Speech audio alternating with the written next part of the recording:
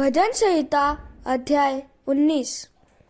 आकाश ईश्वर की महिमा वर्णन कर रहा है और आकाश मंडल उसकी हस्त कला को प्रकट कर रहा है। दिन से दिन बातें करता है और रात को रात ज्ञान सिखाती है। न तो कोई बोली है और न कोई भाषा जहाँ उनका शब्द सुनाई नहीं देता है। उनका स्वर सारी पृथ्वी पर गूंज गया है और उनके वचन जगत की छोर तक पहुँच गए हैं।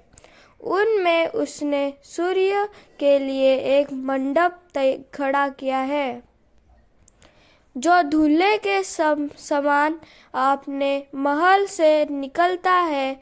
वह शूरवीर की नाई अपनी दौड़ दौड़ने को हर्षित होता है।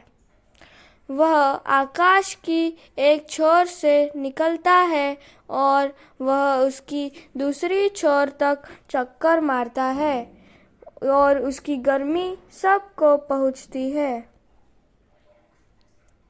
यहोवा की व्यवस्था खरी है, वह प्राण को बहाल कर देती है। यहोवा के नियम विश्वास योग्य है, साधारण लोगों को बुद्धिमान बना देते हैं।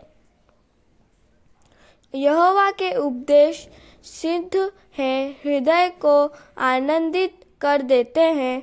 यहोवा की आज्ञा निर्मल है, वह आँखों में ज्योति ले आती है।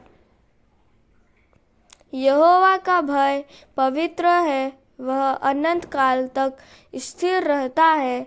यहोवा के नियम सत्य और पूरी रीति से धर्ममय है।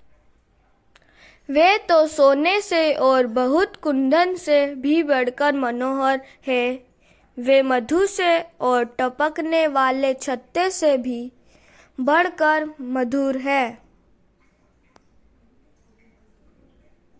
और उन्हीं से तेरा दास चिताया जाता है।